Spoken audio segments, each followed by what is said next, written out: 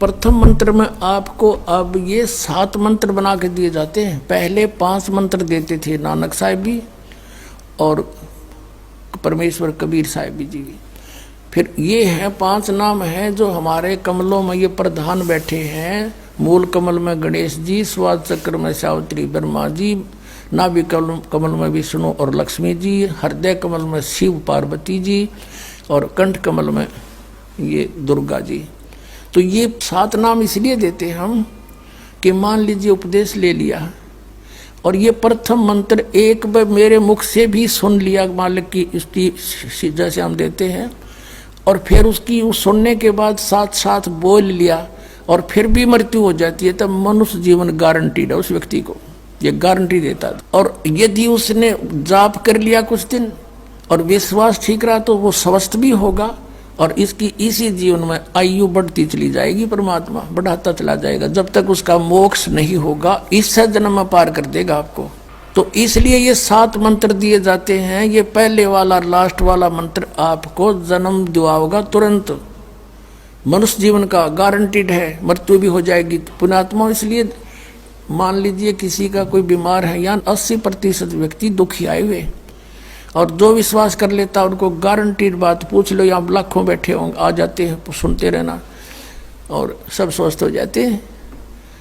तो ये वो परमात्मा है। तो इसलिए प्रथम मंत्र जो आपको दिए जाते हैं इनमें ये 2 मंत्र अब कंपलसरी थे, पहले नहीं थे ये। तो इसलिए परमात्मा ने कंप्लीट कोर्स बना करके गरीबदास जी के माध्यम से हमारे तक पहुंचाया है। और जैसे आप जी किसी का जैसे विदेश गए हो, स्वदेश आना है, वहाँ अपने कोई कारोबार शुरू कर रखा है, कोई फैक्ट्री वगैरह लगा रखी है और आपका ठीक से काम चला नहीं, आपका बिजली का कनेक्शन कट गया, टेलीफोन कनेक्शन कट गया, पानी का कनेक्शन कट गया, गैस कनेक्शन कट गया, पैसे बने नहीं तो आप कंडम हो गए। और वहाँ कोई ऐसा प्रभावशाली व्यक्ति आपको मिल जावे, सरकार को गारंटर बने कि भाई तुम इनका चालू करो कनेक्शन, मैं गारंटर बनता हूँ, और फिर उसको कहेगा भी जो पैसे तो देगा यही तेरे कर्जा उतारेगा, नहीं तो फिर काट दियो ना, वो देते की बात है। तो ऐसे ये दास आपका गारंटर बनता है और आपके सब कनेक्शन चालू करवाता है, लेकिन इनकी मजदूरी करके ये देने पड़ेंगे, तुमने कर्जा आप उतारना पड़ेगा। और परमात्मा जो है कुछ अपने कोटे से भी आपको पैसे देता, क्योंकि आप चला ही नहीं सकते अपनी फैक्ट्री को बगैर थोड़ा बहुत और सारा ना मिल रहा कहीं से, तो वो बगैर आपके वैसे सब्सिडी समझ लो ऐसे देता है। तो परमात्मा पहले आपको सब्सिडी देता है जिससे आप अपना काम चलाओ और फिर डट कर भक्ति करो, मर्यादा में रहो, आप धनी हो जाओगे, बहुत शीघ्र धनी हो जाओगे। बहुत कीमत है इन मंत्रों की। इन भगवानों के जो 5 प्रधानों से आपने मुक्त होना है, त्रिकुटी पर जब जा सको हो उस समय पहुंच पाओगे जब इनसे आप अपना नो डू सर्टिफिकेट ले लोगे। अब ये मंत्र जो 2 मंत्र फर्स्ट और लास्ट है इन 7 मंत्रों में, इसके साथ मिलने से ये मंत्र जो प्रथम जाप आप करते हो, इनका ऋण मुक्त हो जाने के बाद भी कुछ आपकी कमाई यदि बचगी तो इन 2 मंत्रों के प्रभाव से ये कन्वर्ट हो जाएगी आपकी सतलोक चालन नालियां में, इनमें से बच भी गई तय। और फिर जब आप यहाँ से प्रस्थान करोगे तो आपका अकाउंट, अब ये कहते हैं राधा स्वामी धन धन सतगुरु वाले, ये जय गुरुदेव वाले कहते हैं, हमारे गुरुजी तो कहते हैं हम तो सीधे त्रिकुटी से चलते हैं। यहाँ बताते हैं त्रिकुटी यहाँ नहीं है, त्रिकुटी इसके पीछे बैक में है, यहाँ पर जो नीचे से सारा ये तंत्र साथ मिला हुआ आता है, यहाँ है पीछे। ये कहते हैं हमने ना तो वेदों की आवश्यकता, ना किताबों किसी और, ना हम गीता को मानते, ये भी तो किसी ने लिखी है। और हम तो सीधे त्रिकुटी से प्रारंभ करते हैं अपना रास्ता, त्रिकुटी से, उसका किसी ने नहीं पता। ये सारे ऋषि महर्षि त्रिकुटी माथा मारा करते और उन्हें खक नहीं पाया आज तक। त्रिकुटी से तो बहुत आगे जाना हमने, और त्रिकुटी पर जाना कोई बालकों का खेल है, कोई बरवाले का बस स्टैंड है, चाहे पैदल पहुंच जाओ चाहे रिक्शा में बैठ कर पहुंच जाओ। त्रिकुटी इज द इंटरनेशनल एयरपोर्ट, त्रिकुटी अंतर्राष्ट्रीय हवाई अड्डा जानो। और वहाँ वही व्यक्ति जाता सैर सपट्टे, तो कोई धक्के खाए जाओड़ा, क्या फायदा होगा, उसने देख भी और आ जाओ उल्टा, क्या फायदा उसका। वहाँ पर केवल वही व्यक्ति जाता है जो पहले टारगेट बना चुका होता है, और उस जिस देश में जाना है उसका पासपोर्ट और यहाँ की सरकार से नो ड्यू सर्टिफिकेट, और तब वो उस इंटरनेशनल एयरपोर्ट पर जाकर कुछ लाभ उठा सकता है। तो वहाँ से फिर आगे कैसे जाएंगे? उस त्रिकुटी पर पहुँचने के लिए तो सारा झंझट है, उस पर जाए पाचा फिर आप पे काम बन गया। तो त्रिकुटी पर जाने से पहले हमने इन भगवानों से नो ड्यू सर्टिफिकेट लेने पड़ेंगे। और आपकी ये ऐसी भक्ति है, इसे ऑटोमेटिक, ये देवता है, ये कोई किसी के साथ भेदभाव नहीं करते। आपकी कमाई एग्जैक्ट लिखी पाएगी कंप्यूटर की तरह, और जो आपका ड्यू शेष होगा आपको थमा दिया जाएगा। हृदय कमल में जीव रहता है, और इसके यहाँ से फिर ये सबसे पहले इसका रास्ता है त्रिकुटी बजाने का, सबसे पहले मूल कमल में जाना पड़ेगा। मूल कमल से फिर सीधा रास्ता बनता है त्रिकुटी तक जाने का। उससे पहले गणेश जी के लोक में से गुजरना पड़ेगा। उसका एक जैसे बैरियर होते हैं प्रत्येक बॉर्डर पे, यहाँ ऐसे बैरियर हैं। वहाँ जब आप जाओगे, आपके सामने आपके मस्तिष्क पर जैसे लॉकेट होता है ऐसा लगा पाएगा, और तुरंत आपको कहा जाएगा चलो आप जाओ, आपकी ये पूंजी, और वो आपके उस मस्तिष्क में ऐसे लॉकेट पे वो नो ड्यू सर्टिफिकेट छपता चला जाएगा। फिर आगे चलोगे आप, आगे आप पहुंचोगे जब विष्णु जी के लोक में, वहाँ भी आपको ऑटोमेटिक मिलेगा, कोई बाधा नहीं मिलेगी, क्योंकि वहाँ तो चोरों को पकड़ा जाता है, सा को थोड़ा, वो देवता भी तो हैं, वो किसी के साथ जरा सी भी गड़बड़ नहीं करते। फिर ऐसे शिव के लोक में से शिव इस कमल में, हृदय कमल से फिर त्रिकुटी कंठ कमल में आएंगे, फिर हम त्रिकुटी पर पहुंचेंगे। अब त्रिकुटी पर जाने के बाद इस सतनाम के जो प्रथम मंत्र का अकाउंट वहां देंगे हम, लेकिन वहां पर यह काल बकवाद करवा देता है। यहाँ का जो जितने देव हैं ये अपने सतर पर कोई गलती नहीं करते, ये करवाता है। जैसे श्री कृष्ण, इसने सारे प्रयत्न किए थे कि भी युद्ध ना हो, सबसे प्रार्थना की थी दोनों पक्षों से। फिर इन्होंने देख लिया था कि ये मानना नहीं, ये तो इन मत बुद्धि भ्रष्ट हो चुकी है।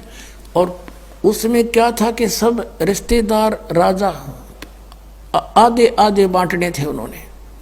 ये राजा को भाई जो कौरवों के पक्ष में आना चाहता है वो अपनी स्वीकृति दे दो, पांडवों के पक्ष में आना चाहता है वो अपनी स्वीकृति दे दो, ऐसे कति तैयारी होगी। तब श्री कृष्ण जी ने सोचा भाई अब ये तो मेरा भी नंबर आओगा, मैं भी राजा हूं, और मैं पांडवों का रिश्तेदार, क्योंकि श्री कृष्ण की बहन अर्जुन का ब्याह रखी, रिश्तेदारी पक्की, और उधर से वो चाचे ताऊ थे, कोई अलग नहीं। तो श्री कृष्ण जी ने यहाँ तक कह दिया कि भी एक तरफ तक मैं हूँगा, एक तरफ मेरी सेना होगी, अब मांग लियो जिसको मांगना हो। और यहाँ तक भी कह दिया कि मैं हथियार नहीं उठाऊंगा। अब पांडव तो मुंह धो रहे थे श्री कृष्ण पे कि सर्वशक्तिमान है, ये जो हमारी तरफ पक्ष में हो गया तो अकेला ही बहुत है। तो फिर पांडव घबरा गए थे। पांडवों ने यहाँ तक कह दिया था प्रभु हमें 5 गांव दिवा दो, हम युद्ध नहीं करेंगे। वो नहीं मानना था, फिर भी छोड़ो इस बात को, हम आगे लेंगे। तो फिर जब महाभारत का युद्ध हुआ, अब श्री कृष्ण ने हथियार उठाया, पहिया उठा लिया रथ का, उसको अपनी शक्ति से सुदर्शन चक्र बना दिया, और उसने बहुत लाखों लोगों को काट डाला।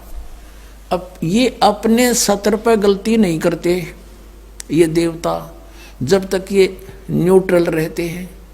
और जब इस काल ने इन पर प्रभाव किया, अंदर प्रवेश कर गया इसके काल, श्री कृष्ण के पाप को बनवा दिए इसके, और सुदर्शन चक्र उठवा दिया और झूठा बना दिया, वह प्रतिज्ञा भंग करवा दी। ऐसे ये त्रिकुटी पर जाकर चाल चाल है, यहाँ तक नहीं बोलता ये। अब वहाँ ये कोशिश करता है कि इसको यहाँ उलझा दूँ।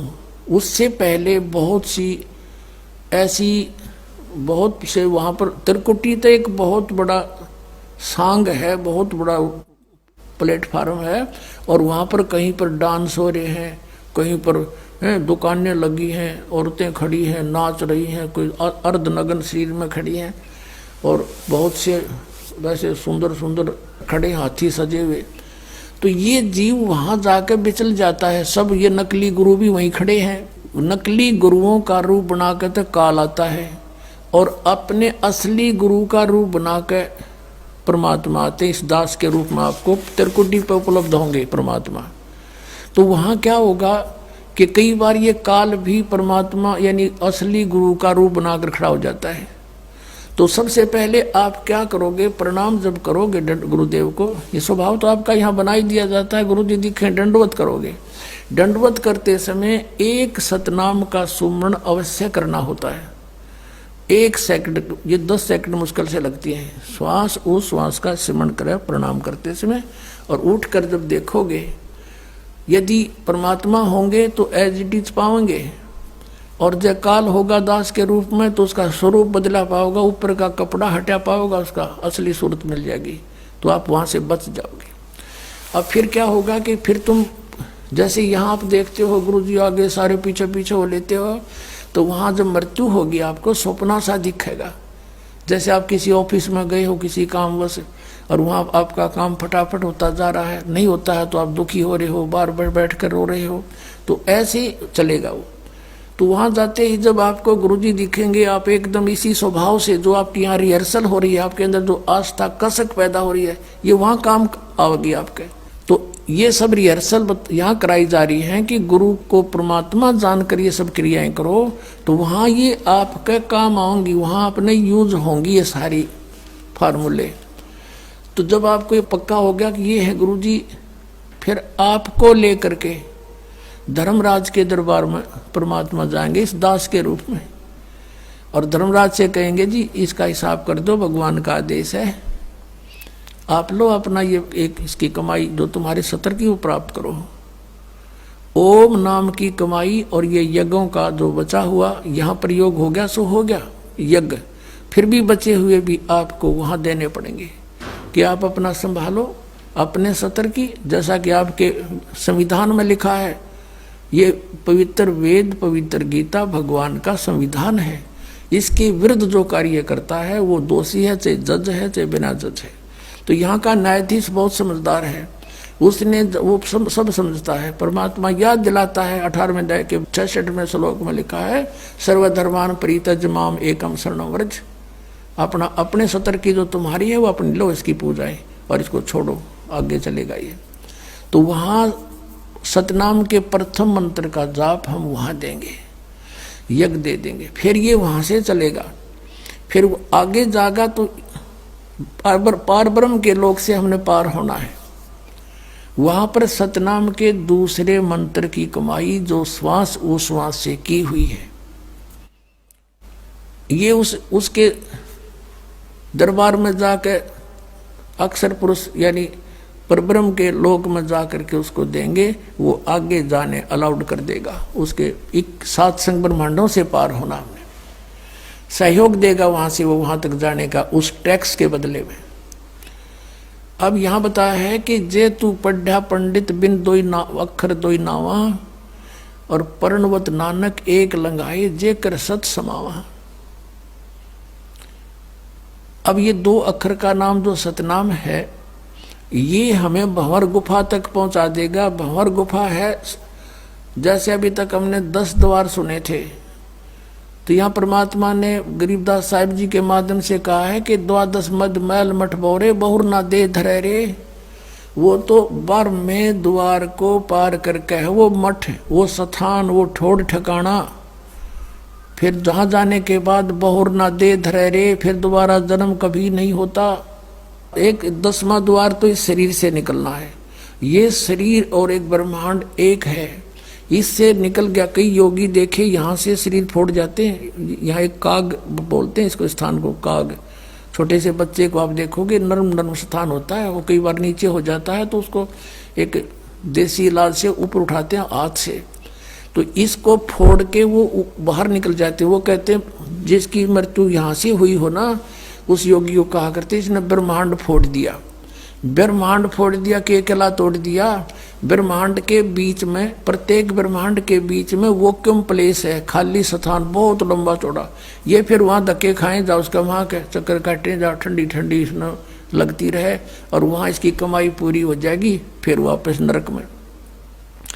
और फिर 21 ब्रह्मांड का भी एक ग्रुप है, चारों तरफ से एक अंड आकार है, और 21वें ब्रह्मांड का कनेक्शन जो है उसके चारों तरफ भी फिर खाली स्थान है, और वहाँ से सीधा एक 11वां द्वार है, वो अक्षर पुरुष के लोक में प्रवेश होता है, 7 संघ ब्रह्मांडों का। वो 7 संघ ब्रह्मांड भी चारों तरफ से एक तरफ बंद हुए हैं, पैक हैं, और बीच में अलग अलग डिवाइड हैं, वो अलग हैं।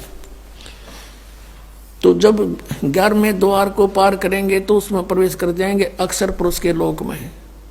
और 12वां द्वार जब है अक्षर पुरुष का, जो 12वां द्वार है अक्षर पुरुष के लोक से सतलोक में जाने के लिए पहले बीच में एक और स्थान है जो गुफा टाइप है, और उसको ऐसे गोल आकार है, वो ऐसे ऐसे जाएगा ऊपर को। तो वहां जब हम 12वें द्वार पर खड़े हो जाते हैं, इसका जो अक्षर पुरुष का चारों तरफ से जो बंद है उसके पारदर्शक है, वो वहां से सतलोक दिखाई देता उस आत्मा को जिसके पास सार नाम की कमाई है। अन्य को नहीं दिखता, अक्षर पुरुष के लोग व्यक्तियों को नहीं दिखता, वहां के प्राणियों को नहीं दिखता, तो वहां से फिर वो दिखाई देता है। अब जैसे नानक साहब ने कहा है कि एक छुड़ावे एक लखावे, यूं तो छुड़ाओगा कालते सतनाम का पहला मंत्र ओम, और वो जो दूसरा मंत्र है वो लखावेगा, वहां जाकर एंड पे बैठा देगा, और वहां से आपको सतलोक दिखाई देगा, पार नहीं हो सकते। सार नाम है जिसके पास, तो फिर वो आगे उस भंवर गुफा से पार करके, और फिर आपको 12वां द्वार पार करके तब परमात्मा का वो मठ है, वो स्थान है, सतलोक है, जहां जाने के बाद साधक फिर लौट के कभी संसार में नहीं आते। तो इस प्रकार ये अर्थ तो ये था 18वें अध्याय के 66वें श्लोक का। ये बालक के जाने, संस्कृत के जानने वाले विद्वान पाक रहे थे, इनको कख नहीं पता था, अनृत कर डाला इस अनमोल सदग्रंथों का।